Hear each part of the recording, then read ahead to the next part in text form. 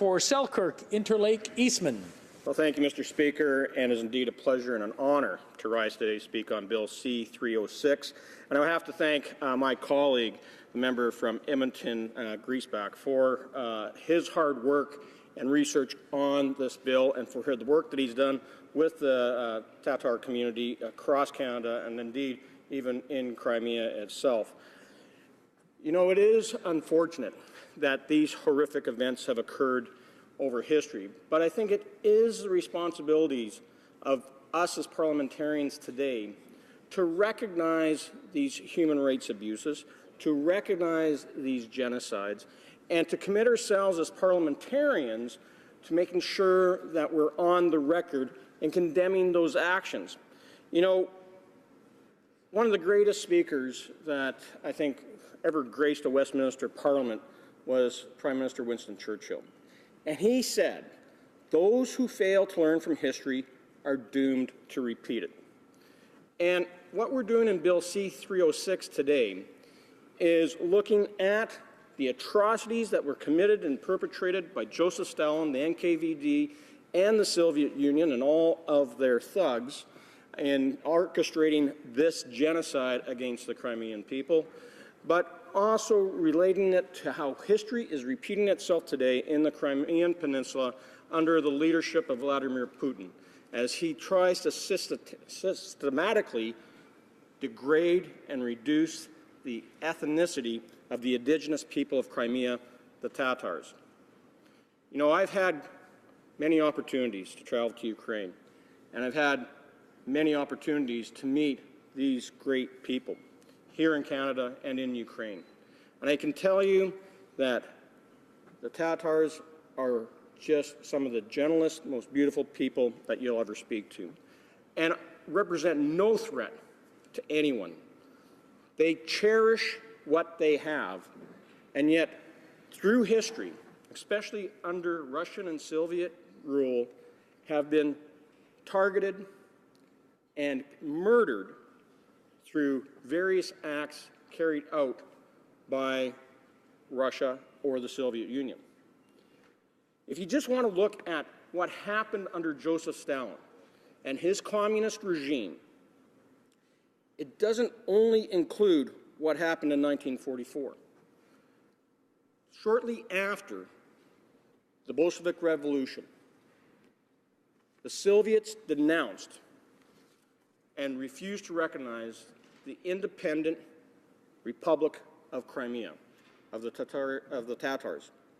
And they then went out of their way to start using food as a weapon.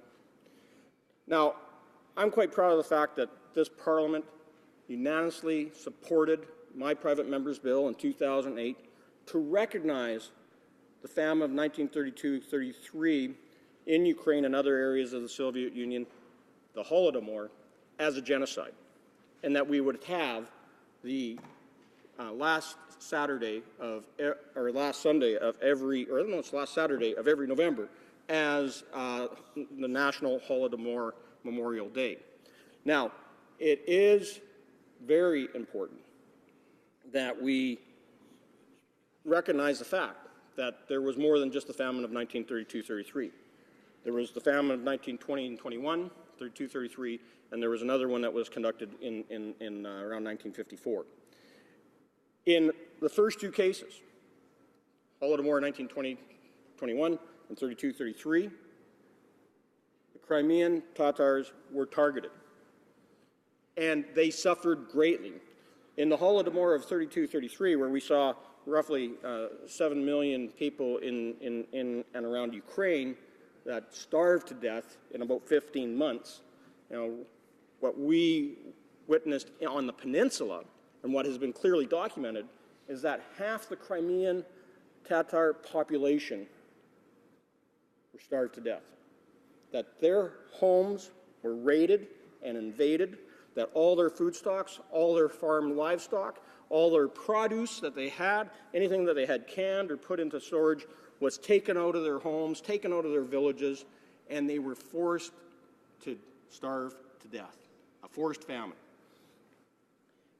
You move on to where we are today, looking at what happened in 1944, the mass deportation that occurred in a time span of 2 days, where over 32,000 NKVD agents of the Soviet Union loaded up every man, woman, and child and confiscated all their property. They put them into cattle cars, onto trains, onto barges, and deported them to gulags in Uzbekistan. Over 100,000 of them, almost 50% of them, starved in that journey. And the rest of them were forced to work in forced labor camps in the gulags in Uzbekistan. This is, by every definition that's out there, constitutes a genocide. Historians have written on this as being ethnic cleansing. This was targeted against the indigenous people of Crimea. They were targeted based upon their religion.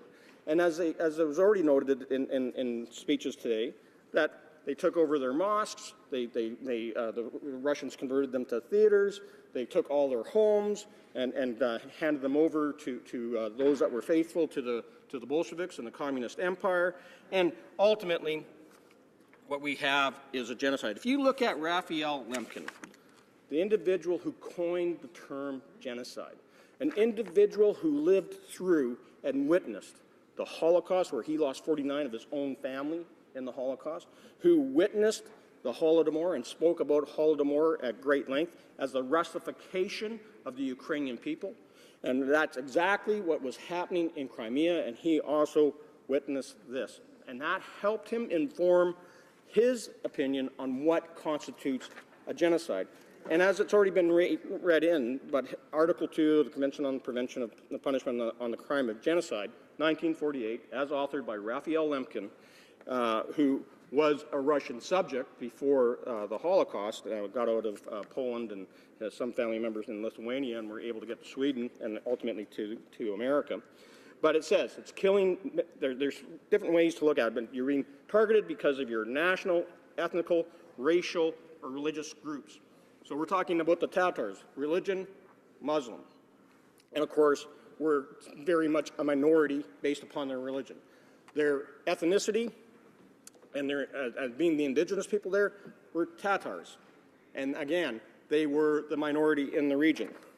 And so the five main things: killing members of the group.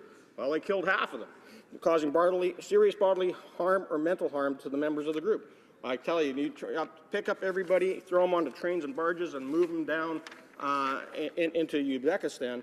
You are causing mental and physical harm to them, especially when you starved them along the way. Their physical conditions were greatly diminished. Deliberately inflicting on the group conditions of life calculated to bring about its physical destruction in whole or in part. Definitely was done by the Soviet Union. And then there's two other parts, but as long as one of those five sections is met, in this case 3 out of the 5 are met, this is nobody should question that this was not a genocide perpetrated by the Soviet Union. Now, Mr. Speaker, we have to recognize the fact that history is repeating itself today in Crimea. And what we see from Vladimir Putin and the Russian regime is a little more sensibility, that they haven't gone out there and just started shooting Tatars on the street, but they have definitely put many of them into actually having to leave the country. And as was mentioned, the leader of the Crimean people, Mustafa Zhamelov, who is a member of parliament in Ukraine and who has been the president of the organization for the Crimeans there, has been forced into exile. We see that also with Rifat Chubarov and other Crimean leaders. They've gone in, the Russians have first thing they did, they shut down their freedom of press by shutting down their papers and radio stations. Then they shut down their political ability to work together, the Mezhele, their parliament. That was closed. And then the Russians made sure that they can no longer even go to their mosques together. So no freedom of association, no freedom of political affiliation, no freedom of religion. So we need to recognize the fact that Vladimir Putin is trying to again repeat history. And as Winston Churchill said, We have to make sure we don't repeat the mistakes of the past, and this is our opportunity to take a stand and make sure that we keep Russia in check and not appease them in this manner, and stand up for the people of Crimea and the people of Ukraine. Resuming debate, the honourable Parliament.